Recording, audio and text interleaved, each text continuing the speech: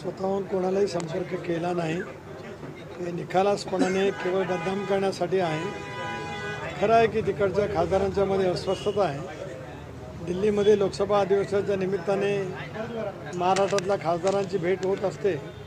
त्यामध्ये काँग्रेसचे खासदार भेटतात, शिवसेनेचे खासदार भेटत असतात, राष्ट्रवादीचे सुद्धा खासदार अनेक वर्ष एकत्रितपणाने काम करत असल्यामुळे त्यांची माझी गाठभेट नक्की त्या ठिकाणी झाली. मी कधीच त्यांना या संदर्भामध्ये मी स्वतःहून विषय काढला नाही किंवा संपर्कही केला नाही.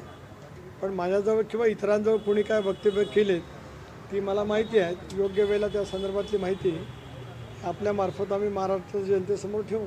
परंतु त्याचाही पुढचा आरोप त्याहूनही पुढचा आरोप असा करण्यात आला की आपण केवळ फोन नाही केला तर आपण असं सांगितलं की बाप आणि लेकीला दूर ठेवा आणि आमच्या पक्षात या.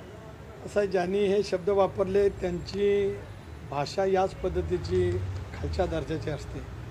मी माझ्या 40 वर्षाच्या राजकीय जीवनात बाप लेक असे कधी शब्द वापरले नाहीत आणि मला तसे शब्दप्रयोग करण्याची कधी वेळही आलेली नाही किंवा मी करणारही नाही.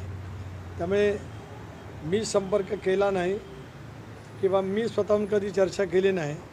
त्यामुळे अशा वेळीचा निर्णय कोणी घ्यावा असं मी सांगण्याचं प्रयोजन येत नाही. पण विधानसभेच्या निवडणुकीच्या नंतर जी अस्वस्थता निर्माण झाली, दारुण पराजय झाला, सगळेजण काही मुख्यमंत्री काही मंत्री पदाचे बाशिंग बांधून जे बसले होते त्यांचा जो प्रचंड भ्रमनिरास झाला आणि आता पुढची 5 वर्ष देशातही स्थिर सरकार आहे, राज्यातलंही सरकार प्रचंड बहुमताचं स्थिर सरकार आहे.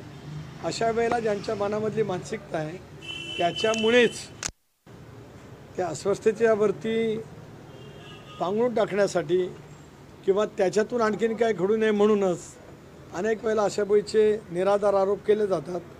यापेक्षा काय त्या बातमीला फारसं महत्त्व द्यावं असं मला काय वाटत नाही. त्यांच्या खासदारांकडनं मग तुमच्याशी जवळीक वाढण्याचा प्रयत्न केला जातो, याचा अर्थ असा घ्यायचा नाही. असं आहे की दिल्लीला पार्लमेंटमध्ये मी म्हटलं ना सगळ्यांच्याच गाठीपिटी होत असतात. अगदी काँग्रेसचे सुद्धा खासदार, कारण अनेक वर्ष आम्ही सगळ्यांनी एकत्रित महाराष्ट्रामध्ये काम केलेलं आहे, किंवा शिवसेनेचे खासदार म्हणजे उबाटा सेनेचे खासदारसुद्धा भेटत असतात. त्यामुळे किंवा इतरही राज्यातल्या अनेक खासदारांची ओळख झाले. भेट होणं, बसणं लॉबीमध्ये किंवा सभागृहामध्ये प्रवेश करत असताना भेटणं याचा अर्थ काय राजकीय चर्चा केली असं होत नाही. पण ठीक आहे ना, माझे गेल्या अनेक वर्षाचे संबंध असल्यामुळे त्यांच्यापैकी कोण माझ्याजवळ काय बोललं तर त्यांच्यावरती संशय व्यक्त करणं हा त्यांच्या निष्ठेबद्दलचा सुद्धा घेतलेला एक तऱ्हेचा शंका असं म्हटलं तर काय चुकीचं नाही. या 2 दिवसीय अधिवेशनामध्ये जयंत पाटील यांच्यावर बऱ्याच अंशी खापर फोडण्यात आलं. त्यांनी बैठका घेतल्याने अशा पद्धतीची वक्तव्य केली गेली.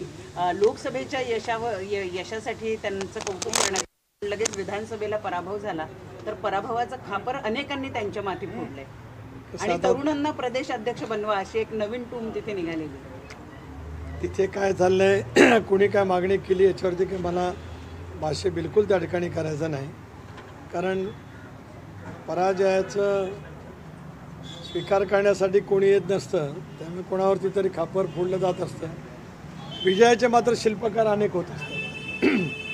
त्याच्यामुळे स्वाभाविकपणाने जे काय अंतर्गत 2 दिवसाच्या अधिवेशनामध्ये जी काय चर्चा की झाली असेल तो त्या पक्षांतर्गतला मामला त्या ठिकाणी किंवा बाब आहे. त्यावरती मी आजच काय वक्तव्य करू इच्छित नाही. प्रत्येक राजकीय पक्षामध्ये काही घडामोडी होत असतात, परंतु गेल्या अनेक वर्ष आम्ही एकत्रितपणाने काम केलं असल्याच्यामुळे किंवा गेल्या 2 वर्षामध्ये आम्ही भूमिका घेतल्याच्या नंतर सुद्धा कोणी कशा पद्धतीने काम तिथे केलेलं आहे, किती निष्ठेने केलेलं आहे हे सहजगत्या कळत असतं.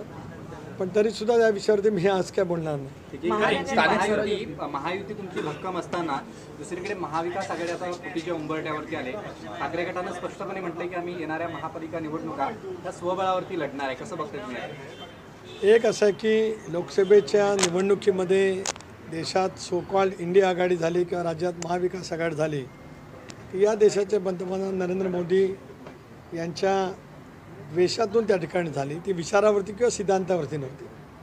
त्यावेळेला यश मिळालं. विधानसभेच्या निवडणुकीच्या वेळेला पूर्णपणाचं अपयश आलं.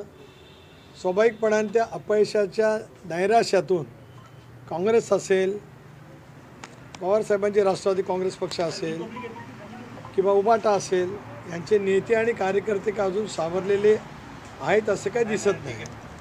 एकमेकाच्यावरती खापर फोडण्यासाठी प्रत्येकाच्या स्पर्धा त्या ठिकाणी लागल्या. त्या स्पर्धेचाच एक भाग म्हणजे स्वतंत्रपणाने निवडणुका लढवण्याची केलेली घोषणा. अर्थात प्रत्येक राजकीय पक्षाला आपला स्थानिक स्वराज्य संस्थांच्या निवडणुकीमध्ये कशा पद्धतीने निवडणुकीला सामोरं जायचं आहे ते ठरवण्याचा अधिकार राहू शकतो. पण गेल्या 3-4 दिवसात परस्परांच्यावरती जी काही चिखलफेक होते आहे, विशेष करून विधानसभेच्या निवडणुकीच्या पराजयाची आणि निवडणुकीमध्ये पराजय झाल्याच्या नंतरच्या समन्वयाबद्दलची, ती मात्र दिसतंय की नेमकं काय चाललंय. युतीमध्ये काय होणार आहे? स्थानिक स्वराज्य संस्थांच्या बाबतीत आपल्यात काही चर्चा सुरू झाली आहे किंवा नाही अजून?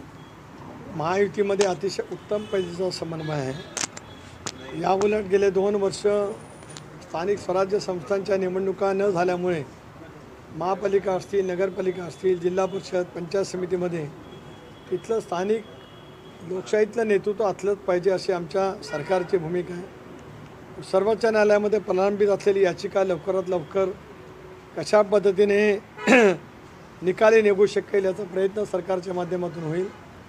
जेव्हा केव्हा निवडणुका दृष्टिक्षेपामध्ये येतील त्यावेळेला राज्याचे मुख्यमंत्री देवेंद्रजी, उपमुख्यमंत्री अजितदादा, उपमुख्यमंत्री एकनाथराव, बावनकुळेजी, मी स्वतः प्रदेशाध्यक्ष, आम्ही एकत्रितपणाने बसू आणि मग आमच्यातला उत्तम समन्वय असल्यामुळे सामंजस्य